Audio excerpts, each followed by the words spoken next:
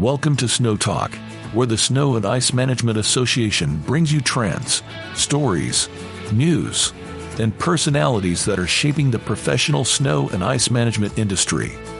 This season of Snow Talk is sponsored by Western, Fisher, and SnowX. So settle in and let's talk snow. Hello, folks. Welcome back to another episode of Snow Talk. This is our final episode of 2024 and one that I'm very excited about. So thanks again for joining us. Again, this is Evan Newman, Member Services Senior Manager over at SIMA, the Snow and Ice Management Association. I'm happy you're joining us for this farewell episode. I think this is one that is going to leave you reflecting on the people in your life and how we are cultivating the people around us. That's really the goal of this episode, and that's why we're lucky to have two guests today. The president of Garden Grove Commercial Snow and Grounds Management, Mr. Dave Lammers, and the vice president of client relations and sales at the #1 team, Outdoor Pride, Mr. Billy Butts. These gentlemen are the hosts of their own podcast, the Sales Talk Show, a podcast for all of your snow and green industry sales needs, and have a great story of how this industry brought them together and how their relationship has continued to evolve into more than just friendly banter.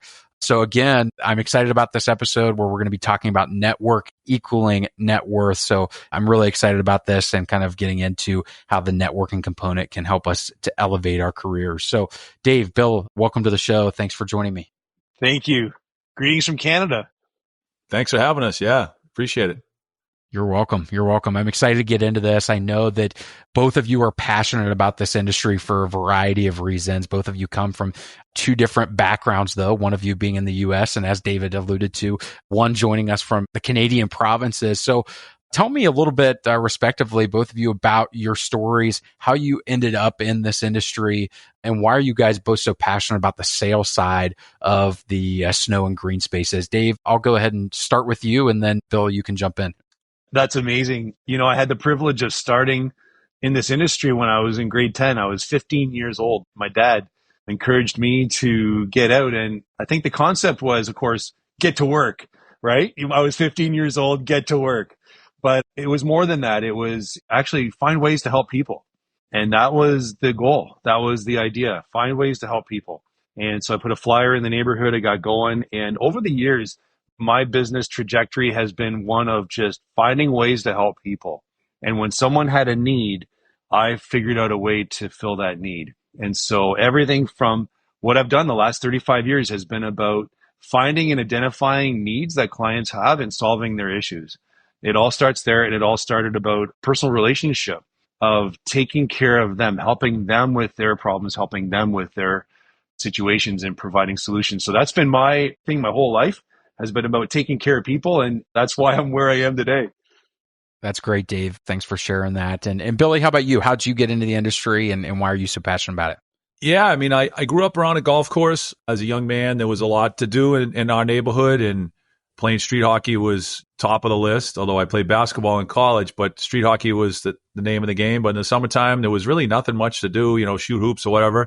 And the golf course kind of drew me in a little bit, the idea of seeing tractors and golf carts and what have you. So I spent a fair amount of time around the golf course growing up through high school and into college, and went to college and studied business management, and didn't really see myself sitting in an office behind a desk. At the time, there wasn't really computers. This is back in the 80s. It was probably the size of your room. Didn't see myself sitting at a desk. So I thought the landscape industry was something I could try my hand in. And I started my own business right out of college. And, in hindsight, I probably should have went to work for somebody. A lot to learn in a short amount of time, owning your own business. And I figured it out. But then I realized that my strengths were in, similar to David's, just helping people. So I moved to a different organization, Waverly Landscape Associates, and I set up my career there for 15 years and started in project management and worked my way all the way up to general management and ultimately, sales management. So that was kind of the start. In my last 7 years, I've been with Outdoor Pride, landscape and snow management out of Mass and New Hampshire, and been running the sales organization here. And, it's really been quite a fun ride where we've been growing pretty quickly, but it's all been about our people. It's been about our team. It's been about our clients. You said it in the opening, #1 team. We care about each other. We care about our clients. That's how David and I came together. We're just a couple of guys that cared about the industry and ultimately cared about, family. And there was a lot of similar values there and caring about each other. Now we got each other's back.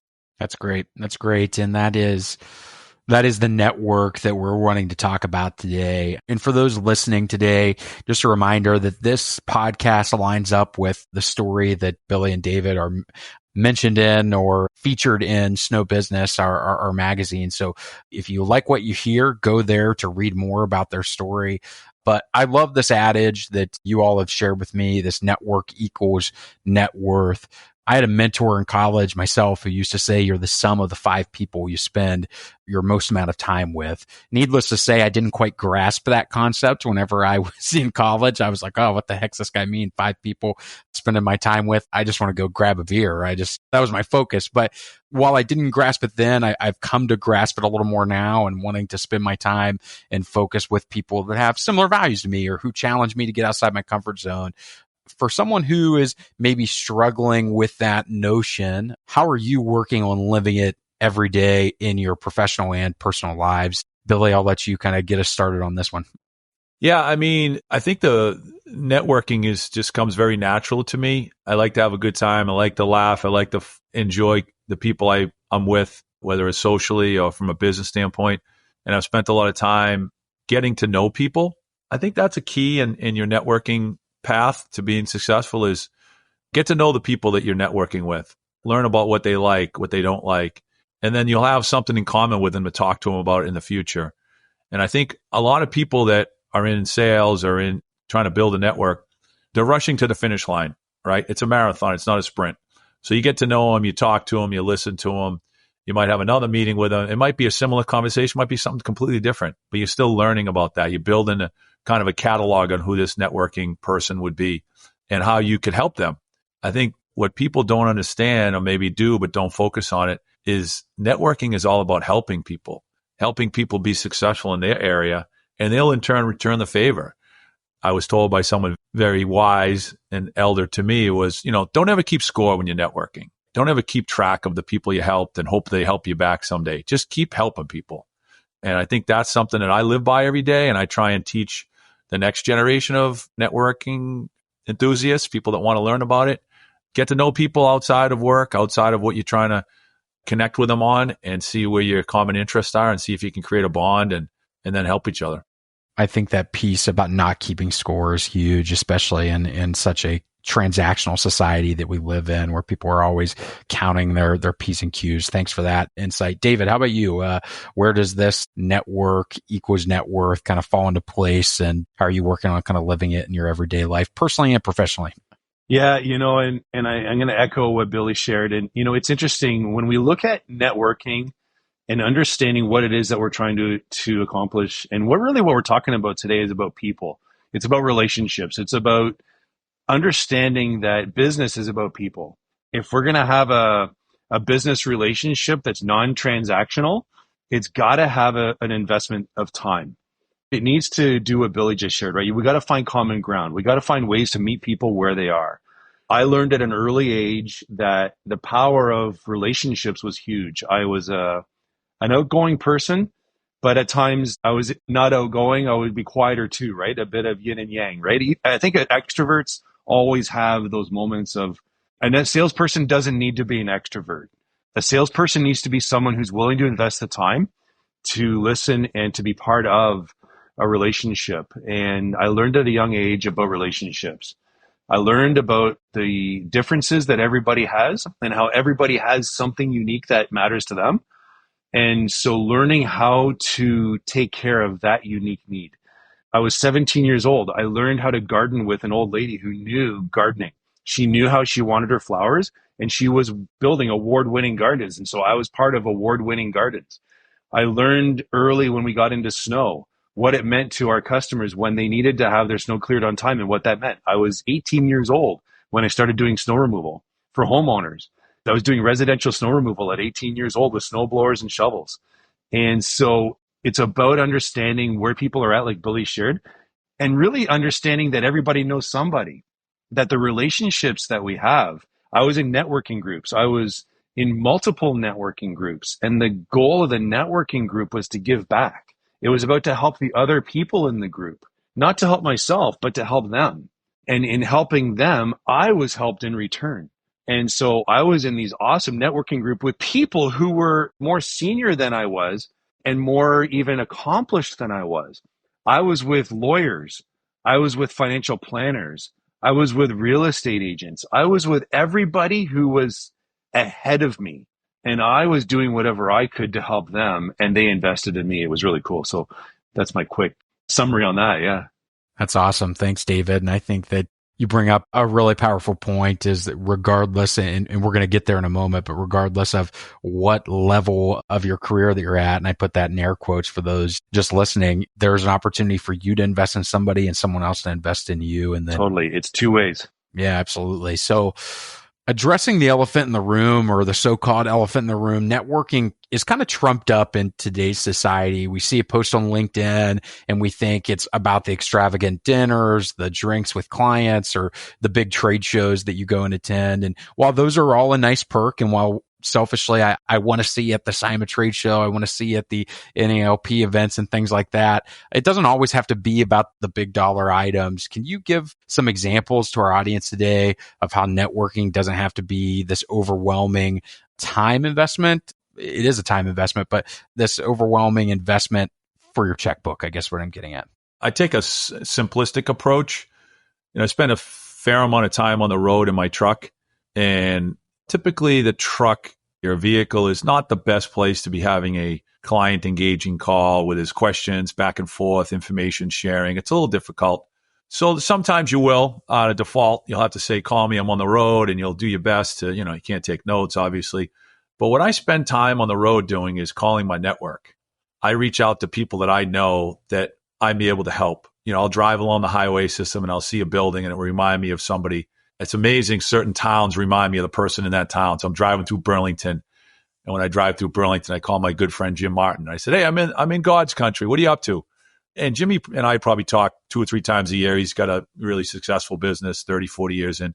And we don't talk about a lot, but ultimately we'll talk about family and friends. And that's part of our networking. And then there'll be one little tidbit. It'll be like, oh, you guys doing that new building over on such and such a road? And I'm like, no, why? He goes, you should be doing that. I don't want to do that size property anymore. I'll get you the name and the number. And I called him to say hello. And at some point throughout the conversation, it turned into a business opportunity. And that's just with a friend in the industry. So I do that with vendor partners, people that my tree vendor and my irrigation vendor, this time of year, snow removal subcontractors, calling them, teeing them up, letting them know what we got coming in for new work and saying, hey, are you ready this year? What's going on? What are you thinking? What, like getting the vibe and commiserating a little bit, misery loves company, no snow the last couple of years. So that's what I do. I mean, that's just kind of like a little simple way of using that downtime to be able to benefit yourself.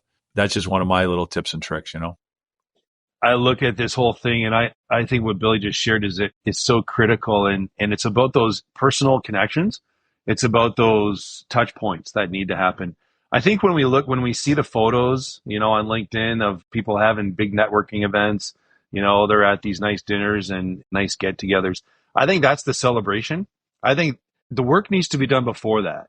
That is the beginning. That is the climax of maybe a year's worth of effort or a half year's worth of effort. I think it's really important that we understand that it starts small. It starts with meeting people where they are and making sure that they hear from us, those touch points. What Billy just shared, those touch points are so critical. The networking, I think we forget that the networking is not the big dinner. That is not where it starts. It starts before that. And really it's about being relevant. It's about checking in and being relevant. And to me, and to us, that's networking. Networking is being valuable to the people that are in your life on a daily basis. It's not about these big dinners. It's not about that's the fun stuff. That's the big, in fact, you don't even talk business at those events. It's about the day to day. And I love how Billy just shared that. It's about the day to day. That's networking. That's where the rubber meets the road. I think to add to that too is, I mentioned talking to my friends in industry, but if you have, a window of time and you sit at your desk and you look down at your client list or your networking list, if you will, and you think there's someone you haven't talked to in a while, just call them out of the blue. I think so much of what we do today is programmed. Has to be email, has to be text. Now what do you do when you're getting ready to call someone, you text someone, hey, you got 5 minutes to talk? Oh, what if they say yes? Then if they say yes, just call them. What about just calling them? just picking up the phone and saying, calling them, hey, how are you? What can I do to help? Anything I can do to help you? Especially clients. Clients never expect that. They never expect you to call them out of the blue when there's nothing to talk about except for my opportunity to help them. I think that sends a good message that, we are part of their sphere. They're part of their, you know what they're going through that day. They could have had a miserable day with an employee or staff or another vendor, and you're calling and saying, how can we help? Like, oh my God, here's this partner, this vendor that wants to help me. Didn't even know I was struggling today. So that could be a nice little tip to the people out there listening, that when it feels like you haven't talked to someone for a while, like David said, create those touch points. Yeah. Call them when there isn't a problem, right? Call them when there isn't a problem. Love it. That's a super important point. And I think that, I even know it from a Cymer perspective. We have around 1,200 members. If I heard from every single person every single day of the week, then I would be overwhelmed. But there's sometimes I'll just get a text from a member, or I'll get a call from a member that just, knows I have a 19-month-old at home. Hey, you getting any sleep? Hey, how are things going for you and your wife? And that just means the world to me, as I'm sure that you guys know. Hey, I'm driving through West Virginia. Oh, hey, I thought of you because I know that you're a guy from the country road. So it's like those little just connections. Dave, it looks like you had something that come to mind there. 100%. You know what? You're hitting on it hard, right? It's about birthdays. It's about anniversaries. It's about recognizing they just had a child and maybe how are things going? Or, hey, I heard your mom's not doing well, or your dad, right? It's about being there for them, even when they're going through some personal challenges and you know about it. So it's about checking in and seeing how they're doing. That is so important and so necessary. And that's where it hits home. Yeah, those relationships are forged through those small moments. The old adage is it's the small things in life. And those small things are the things that add up to be big things. Before we get into this next topic of young and seasoned snow professionals alike who may be having a hard time of getting into the networking game or forging some of those greater connections later in their career, I do want to just pause for a quick moment to thank our sponsors over at Fisher. So thanks to the folks at Fisher for being a part of today's podcast and making it possible. With the next generation Fisher XLS expandable wing snowplow, you won't just easily make your way through snow. You'll make an impression. Available in both stainless steel and Fisher yellow powder-coated steel, this plow demands attention. And because it's both 10 and 11-foot widths, there's no way it can be missed. The XLS is the only expandable plow with independently controlled flared wings. And unlike other expandable plows, the XLS has a trip edge, so obstacles won't stop you.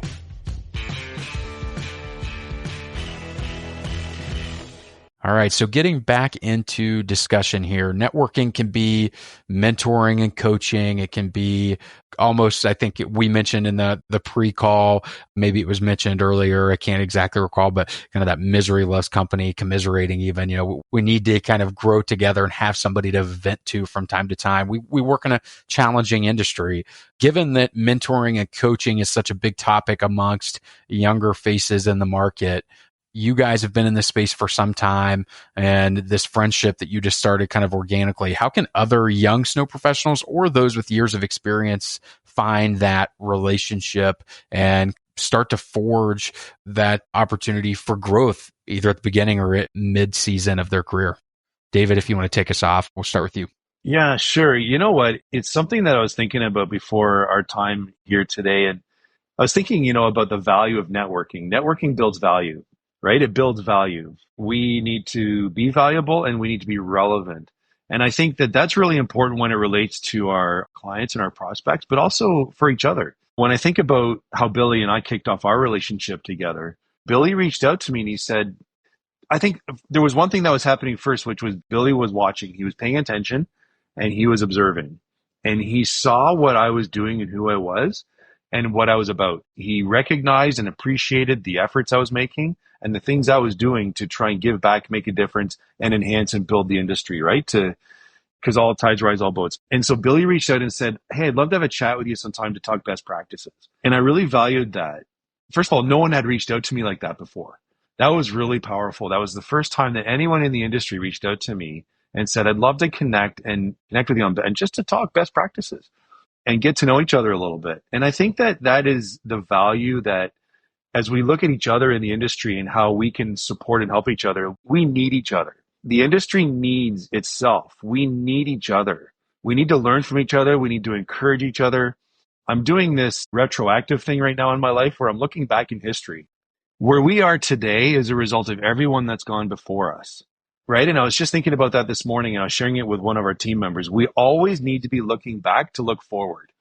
And I think it's really important that we learn from each other and we learn from the things from the past and how we can continue to improve. So in that, we learn from each other because all of our past experiences, everything we've gone through and everything that we're doing today is informed by where we've been.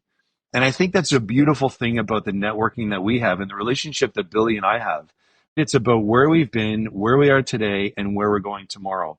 And we're helping each other get there. We need each other. No question, David. That was I spent a fair amount of time on LinkedIn, as a lot of us do, and I saw the Garden Grove brand, and I saw the way you're articulating your ability to deliver quality work to your clients, and the photos and the video, and it just spoke to me. It was like, I need to get to know this guy. And I think as a young industry professional, someone that's just getting into snow and ice management, or is in it for 4 or 5 years, I think the one thing that I gave my daughter some advice when she was in college, when kids are young, their play groups are formed by their parents, right? Their schools, their elementary schools form their friendships by being in the same class. And they go to high school, you're in the same class. When you go to college, you get dropped out of a helicopter and you land in your campus. You say, go find friends, go figure out who you can trust, who you can live with, who you can sleep with, 8 feet away. That's your new best friend or not. So my daughter was struggling with that, and I gave her some advice, and I don't know, I guess it worked. But I said, look around at the people that look like you, that act like you, that do things that you value. Are there people that are in the classroom early? You like to get there early. You like to get a seat. You like to sit up front. Look around to the people that are sitting up front. Look around to the people at the cafeteria that dress like you, that hold the door for people, that do things that are part of your value set. Those people will likely be people that you'll be able to connect with. And she did that. And I think we don't always have the chance to do that through a video screen, but I think there's a lot of content out there on social media that's sort of telling people who they are, right? The way they phrase their business, how they shape how they show in their business, in what light, how they're being professional, what type of equipment they're using. Are they buying top of the line equipment? Are they taking care of their stuff? Are they washing their equipment? To me, that says the type of person they might be. So that's worth an outreach, or that's worth a connect at a trade show or something like that. So I think if you're young and you're in the networking space and you want to expand your network, think about the people that look and act like you and see if your values align. I think that was one thing for David and I when we first got together. We spoke about family. We spoke about faith. We spoke about trusting our people around us to do work so we could do other bigger things. It was like, it was amazing, the connections that we had, and hadn't even really spoke until the first time we spoke. It was just kind of like checking all the boxes. You know what I mean? So I don't know as if every networking opportunity kicks off like that, but I bet there are some that do. Yeah, very strong point. And I think that identifying those people that have the same values and same work ethic and things that challenge you and make you better. And in this season of Thanksgiving and the holidays, while we're thinking of all these things we can be thankful for, that's another one is, our awareness and the ability to engage with those around us. It's something that we, should not take for granted. And I think you bring up a good point in what you told your daughter. And I think that's something that any of us listening to this podcast today can take away from it, is that whether you're going to a local, regional, state, national networking event, find people who are interested in the same education sessions you are. Find people that are talking about some of the same equipment that you are. How does that play up against your business? How's that benchmark against your business? And continue to, as David mentioned, how's that tide start to lift all the ships, and how can we be better? So you two are obviously outgoing sales individuals. That's what makes networking fun for you. Sales comes, though, with facing the fact that you might lose 80% of the time. Something we talked about on our pre-call, kind of getting prepped for this, is that sales can be tough. So for those people that are outside of the sales sphere or in the sales sphere, it's important to learn from the losses, I guess is what I'm getting at, and pick ourselves back up for the next sale. That's the nice thing about having a network to play off of and celebrate those wins with, or to talk through the losses with, so that we can get better for the next one, given our industry is so challenging. So tell me a little bit more about how you both use your networks to go through those ups and downs, those highs and lows that come with the snow industry, and some of the weather patterns that impact it. Billy, I'll let you jump in, and then David, if you want to go next. I think it's a great point, Evan. I think people enter career paths with probably not a lot of information about what to expect, right? If you think you're going to go be an entry level accountant, you're probably going to be grinding on spreadsheets for 8 or 9 hours a day. If you're going to be in construction, you're going to be a house framer, you're going to be probably the one that's stacking all the lumber. You're not going to be the one making the final cut on the finished cabinetry. So there's some learning to be had. With sales, the day that you get in sales, the minute, the first thing you do in sales, 8 out of 10 people are going to tell you no. It's automatic. It might even be more. It might be 9 out of 10. It might be 10 out of 10 some days. So how do you prepare somebody that's going to take a job that's excited, that learns that this is what I want to do? I want to be in sales. And my father was in sales. My grandfather was in sales. I'm going to be in sales. And your first day, you get kicked in the shins with, not now, no thank you. And how do you pick yourself up and dust yourself off and get back in the game? I think that's the biggest thing about people in sales, how well-rounded they can be and how thick-skinned they can become to weather those storms, the ups and downs. And then there's the other part of it where, there's one day that 7 out of 10 people say yes. How do you temper your highs?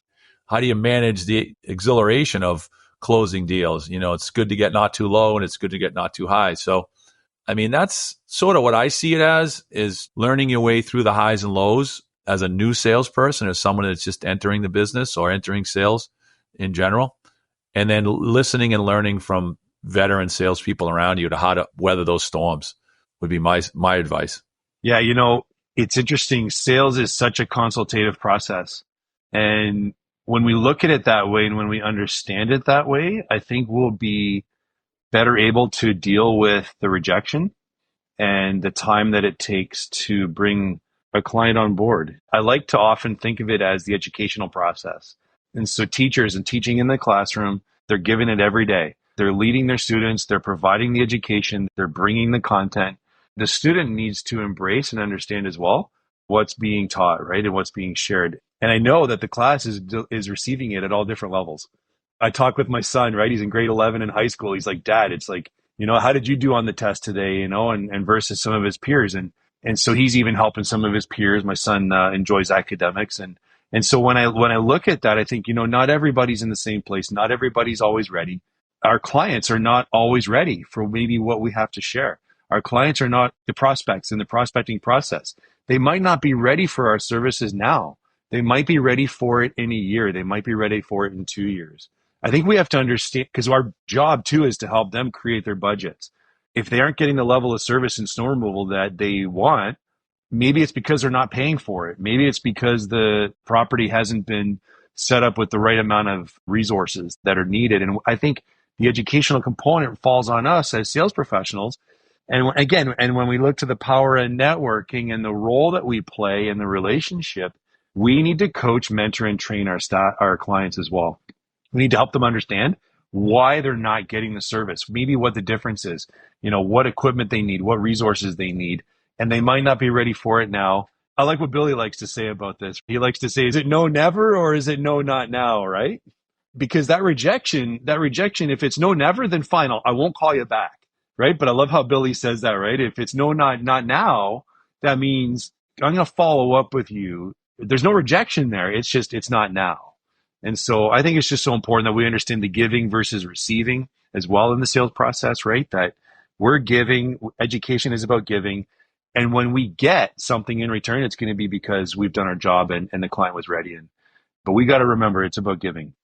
Super insightful points from both of you. And I think that it's a huge point that sometimes we forget is that we're helping. I think you said it best, David. We're helping them build their budget. Maybe not for this snow season, for next snow season. Is it about the no now, or is it the no forever? I like that too. So I'm glad that you shared some of those insights from Bill's process. So shifting gears a little bit here to talk a little bit more about the networking side of this equation. I know we've bounced back and forth a lot here. So thanks for sticking with us, folks who are listening. Billy, you mentioned this notion of opening up your network to David and David's network then being opened up to you. Our society moving very quickly these days. Trust has to be built fairly quickly. But whenever we leverage a friend's network or a peer's network, that helps us to build these relationships more quickly. It helps us to build this level of trust.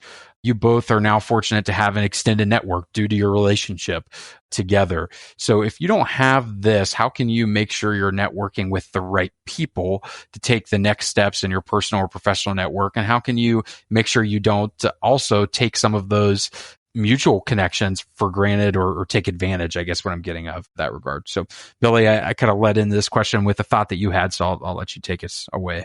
Yeah, I mean, I think building on something that's already trusted and vetted, if you will, my network, if I told David, call this guy, I've been working for him for years, it's almost proven that I've vetted that vendor, I've vetted that friend, I've vetted that partner, that they're going to be someone that David can trust. I've given him the cheat code. So I think we as contractors, snow and ice management contractors, sales professionals, we can help other people and in turn help the network. The network includes vendor partners. The network includes clients. Sometimes I get a call from a client that I don't service their area and they call me for a quote. And I'm like, you know what? I don't do work in that market. I don't do work in that, that area. It's a little outside of our service area. What I do know, that's a property that Garden Grove would excel at. I think you should definitely call Garden Grove. Maybe my first choice if I was looking for somebody to do work. It just clicks with that person that the person that called me says, wow, they couldn't do the work. They were honest. Bert Sperber, when I met him and spent time with him, he said, never sacrifice your integrity. You can never buy back your integrity. So if you can't do something, be honest and upfront with someone and say, no, I just can't do that. That's protecting your integrity, right? And then when you protect your integrity and then you go a step further to take that information and share them somewhat, help that person get to the front of the line by giving them a name of a vendor that's known and trusted, that's just next level service. If you're trying to, the extra mile service that we like to say we do for people. So I think being that type of person, being that type of networking enthusiast and networking professional, I think can go a long way, because if that vendor turns out to be a great partner for this client and then they can grow that area with this new vendor partner, it saved everybody a lot of time. I think time is the one thing that we wish we had more of, right? Whether it's time in the workday or time on the weekends, right? Everybody say, oh man, that weekend went by so fast. Everybody wants 3-day weekend. Well, I think in business, if you're chewing through time with a lot of waste, it makes work harder for us, for our vendors, for our friends. So helping them with some tips and tricks to speed up their efforts, I think is nice. It feels good to me anyways. That's something I get a lot of enjoyment out of is, making a call, making an introduction. A good friend of mine, Russ Marson up in Vermont. He's a very, very good friend of mine. David's known him through the industry, but had a chance to meet him this summer and when he was out. And I know David would say right now, he calls Russ a very good friend after only meeting him 2 days. But since I've spent 10 years with Russ, David's already said, well, that's a guy that Billy trusts. I trust him, and let's have some business discussions together. So that's the part I think that helps move the needle a little bit. I couldn't agree with you more, Billy, and just using that example with Russ, the brotherhood, I guess, the relationship, of trust that was there, like that extended right to my brother when we came to meet with you and we were together with you at Outdoor Pride at the behind the scenes event that you hosted at Outdoor Pride from SIMA. And when we were together, even my brother, who I brought along with me, when he met Russ, he said, man, I like that guy. And that left a reflection on my brother when we were flying back home from Boston, back to Toronto. My brother said, you're reflecting on the people you've met with, and there's certain people that stand out. And it's because of that trust that you've built, Billy, with someone like Russ that then was extended to me, that then was affected my brother, Paul. And so it's just so beautiful how that works. I think about a book, even that on a more global scale, there's a book called The Speed of Trust from Stephen Covey Jr. We all know about Stephen Covey. He's a great author and great business leader. His son wrote a great book, The Speed of Trust. And it's on more of a scale of, the book is about building like trust with teams, building trust with teams, individuals and teams, and being able to move your organization along and at a much quicker pace. And so when we look at the speed of trust in relationships, it's really fast. When you have trust in a relationship, it's lightning speed. it goes really fast to the point where my first humbling moment was being at SIMA with you, Billy, in Pittsburgh when we just met, physically for the first time. We'd known each other already for a bit, but we finally met in the flesh. And Billy said to me, come meet with my team and we're going to have dinner together. And his team instantly became part of my network. It was amazing how having that dinner instantly, because I was connected with Billy, his team now became part of my family of network, to the point where my business developer now, and one of my business developers is meeting with one of Billy's business developers over the phone and having network connections. And so that's amazing. That's how fast trust builds network, right? And so the speed of trust is huge in networking. I appreciate that recommendation. I was writing it down as you mentioned it, because I don't read as much now as I used to with the baby here, but I'm always adding to my list. One thing I think that's huge that both of you kind of tied on, though, is how that impacts the exterior relationships. And I just want to reinforce that for a moment, because I live in an old home. We have a boiler system here. I called a local heating and cooling company and said, hey, do you work on boilers? The guy says, yeah, we work on boilers, but not steam. My system is steam. So I was like, oh, well, I didn't say, oh, you can't be of any help. I said, oh, my system's steam. So I'll find somebody else. And they went on to tell me, oh, well, we can recommend this company that does. So back to Billy's point, and Dave, you kind of alluded to it too. It's like that opportunity to have that integrity and say, oh, we don't work on that. So we're not going to send somebody out, waste your time, waste your money. And I'm going to refer you to somebody else. Now, over the course of the last 3 months since somebody came, or 2 months since somebody came and looked at my system, I've referred both of those companies to multiple people, because, me as a consumer, looking at it from a consumer perspective, the one organization had integrity enough to say, hey, we can't do it. And the other organization came and did it the right way. So I think that there's a ton of value in making sure that we, take that trust in our network, not only from the business side that you guys are talking about, but I wanted to mention it from the consumer side as well, as we go out and build up the snow and ice industry. And in my case, the HVAC space. But, what about keeping those relationships? As we come to the end of our time together, wanted to talk a little bit about the keeping of those relationships. David, you mentioned your team is now working with Billy's team to build up your sales force. Everyday life takes over a lot. I used to be really good about picking up the phone and calling up for friends, family. It's become harder and harder for me now to do some of that outside of my professional development and networking. So how do we in the industry break down some of those walls of the formal coaching and mentoring that some folks are looking for, and just say like, hey, let's build up the industry through some informal networking? So David, I'll let you jump in here to share a little bit about your experience there and maybe some piece of advice for the audience. Yeah, 100%. And, before Billy and I launched the Sales Talk Show, these two words come to mind: regular, investment. So when we look to where we were even in our relationship prior to launching the Sales Talk Show, there was a regular investment of one thing, and it was time. We made a commitment, and we were committed to each other about investing regular time together to check in. And Billy alluded to it earlier on this time together today, that it was an investment of, how are you doing? How's the family? How are things going? And it was a personal and a business chat. But it started personal and it was business. And from there, it was more, right? The more came. But the more only came from the time investment, the regular time investment that was being put into, how is your family? How are you? And how are things going at work? And that was beautiful. And that was so meaningful. It meant so much to me personally. And I was looking forward to these calls together. It was the highlight of my week, and it still is to this day. We have a regular check-in meeting, call together weekly. I'll allow Billy to elaborate on that, and that's the answer. The answer is the commitment to time follow-through and making it regular. Yeah, until the call gets bounced because of my golf schedule, right? That's the one thing that exactly. gets kicked out. It's every Friday at 11:30, and I usually don't go out until 1:30 or 2 o'clock, but I get that early invitation sometime and have to push David. But we do move it to 7 in the morning, 6 in the morning, whatever it is to convenient to talk. But no, I think, David, you hit it on the head. I think it's consistency. Anything you do, if you want to do it better, you have to do it more often. A good friend of mine said to me one time, there's not a lot of traffic on the extra mile.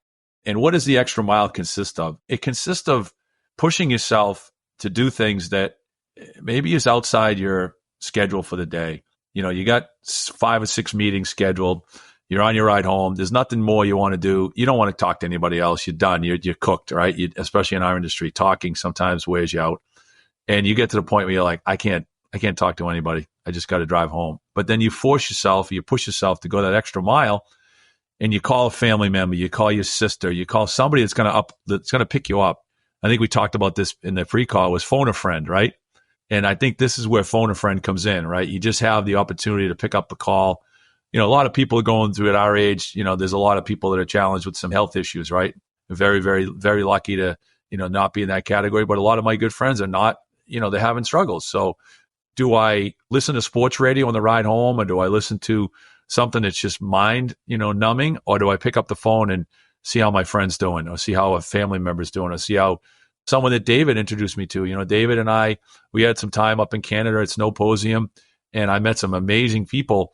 To this day, I still network. And I was talking with Jeremy this morning. Jeremy and I were texting back and forth, and it feels right to do a little extra. And I've always done it, but I've realized recently it seems to be kind of a brighter light for me to focus on it more. So David's spot on, is just, push yourself a little bit, be comfortable being uncomfortable. Is that what it is, David? Right? We try and push ourselves so we can get more work done in the course of a day, and, find a way to make those 5 extra calls after 5. In sales, if you're driving home, everybody works late now, right?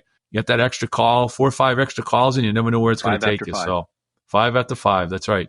These are tips we've shared with each other, and I didn't have that 5 after 5. I've been selling for 25 plus years. David taught me that, and I've been teaching my guys, and Nicholas and John, our business developers, use it. 5 after 5. It's kind of fun.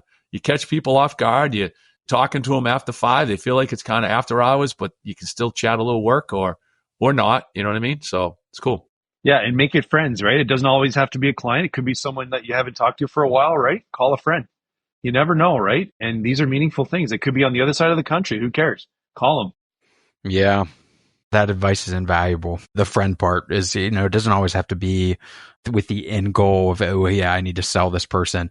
I have a friend here locally that I know him through the trucking industry, because I got started in the association space in the trucking industry. And we still meet once every 3 months for a beer or for coffee or for lunch, just because it's a relationship that we forged, and he checks in on my kids. I check in on his, and it's just a friendship that I've been lucky enough that's forged over time. And I'm not even in the trucking industry anymore. So he will just chat with me and, hey, how's everything going in the snow and ice world? Not a lot of snow. He's picked up my interest through my interest and engagement in this industry. And it's just, we need to invest in each other, back to one of those original points. So as we come to the end of our time together here, no canned question. I just want to give you guys the floor. Anything else that you would add that maybe I didn't get into today? I know we asked a lot of questions really quickly, went through a firestorm from sales to networking to professional development, and covered everything in between. What final parting words would you give our audience as we kind of come to the close of today's episode? Yeah, I'll start. It's been a passion of mine to be involved in this industry for 35, this will be 37 years. And the one thing that I didn't realize when I got started in this industry, how valuable associations are, how much they can bring you the answers to the quiz, how can they bring you people like David and I meeting, and others like David. And if you're young and in the industry, and an association is on your radar but not quite affordable, find a way to afford it. Don't buy that extra leaf blower, that extra snow blower. Spend the $2,500 and become a member of Cymer and become part of something that's special. I know the listeners out there are probably already members, but tell a friend how important it is. I had a gentleman when I was my 3rd year in business, Tom Allen Tree Service. He was a grumpy old guy that did tree services in our town, and he was someone that I looked at as someone that I could see as successful, but I couldn't look under his hood. I didn't know anything about him. He just drove by, and he was in my sphere, but he wasn't. And I remember one time I bumped into him at the nursery, and he said to me, "Hey, you going to that landscapers conference?" I says, "I don't know what you're talking about." He goes, "Yeah, that New England Grows. They have it over at the convention center." I says, "I would go, but I don't know anything about it." He goes, "Tell you what, meet me down here at 7:00 tomorrow morning. You can ride over with my guys. I'll buy you a ticket." I said, "Oh, that'll be great." So it was like $35 to get in. I jumped in his truck with this guy. I didn't know this guy. He just saw me as a young guy in the industry that was probably needed to learn what they were talking about at that. And then I became a member, I became a board member. And it's just those types of opportunities. If you're a senior in the industry and you see someone young, throw in an olive branch, that $35 might mean a lot. I mean, it's probably $135 now, but if you can afford to do it, sponsor somebody to attend these shows or to be part of something, just help somebody. Throw out the hand that people don't expect people to be nice nowadays. I think everybody expects people to be a little rude first. And when someone's nice, they're kind of taken off, kind of like, whoa, why is this guy being nice to me? Accept the handshake. Maybe it goes a long way. Billy, you hit the nail on the head. And in fact, what you just shared is a result of who you are. The experience what you just shared, how that man gave you the opportunity, what he did for you, that is what you do today. That taught you something, and that's what you've been doing. I mean, that's how you reached out to me, and you made that first connection. I think about the concept of take the time to find people to connect with. Find someone like Billy just said who's in need. Make that investment and take a chance on it. Take a chance. Be willing to take a chance and make the effort to connect with someone that you might not know will lead into something amazing like what has happened with Billy and I. And take it seriously. I think this is so important that we understand to take it seriously, because what Billy just said, this is not common anymore in our society. It's not common in our world anymore. People aren't, my personal friends are surprised when I call them for their birthday. They're surprised when I call them to connect and say, how are you doing? They don't call me. And you know what? That's okay. I call them, and I'm okay with them not calling me. I'm calling them. I think that sends a message, and it's one that it reflects all around. Who knows? They might be doing it for others. And so bring value to the relationship, find common ground, make the investment. And I just think it's so important that we keep giving back the same way that Billy just described. Find those people that we can support and give back to. Thanks for sharing that, David. I appreciate that reminder, because sometimes I think we get caught up again in this transactional society, quote unquote, that we live in, that we get caught up and we say, oh, well, the phone works both ways. That guy doesn't call me. But, it takes the initiative that you're speaking about to make that call. That's how networking starts. That's how the relationship starts. That's how the investment starts. And I appreciate both of you. I just want to say that one more time for sharing some of these tips, tricks, ideas, thoughts, and a career worth of experience with some of our audience. Because again, we have a lot of listeners across our membership and some outside of our membership that I think will value from this. And I just want to say thanks again. Oh, thank you. It was great to be on. Great to chat. Yeah, our pleasure. Well, this has been another impactful conversation for me. I just want to let both of you know I've taken a few notes myself and some things that I want to start doing to invest in my own personal life and my own personal circle. But if you like today's episode as a listener, be sure to share it with a colleague or industry peer and subscribe to it wherever you listen to podcasts. I also mentioned earlier in the episode that if you're interested in learning more from David and Billy, please check out their show, Sales Talk Show Live, on LinkedIn or wherever you listen to podcasts by searching Sales Talk Show. Thanks again to our listeners. Thanks again to our sponsors. And thanks again to our guests for being part of today's episode. Thanks for listening to Snow Talk, sponsored by Western, Fisher, and SnowX. Check out all of our episodes at sima.org/podcast.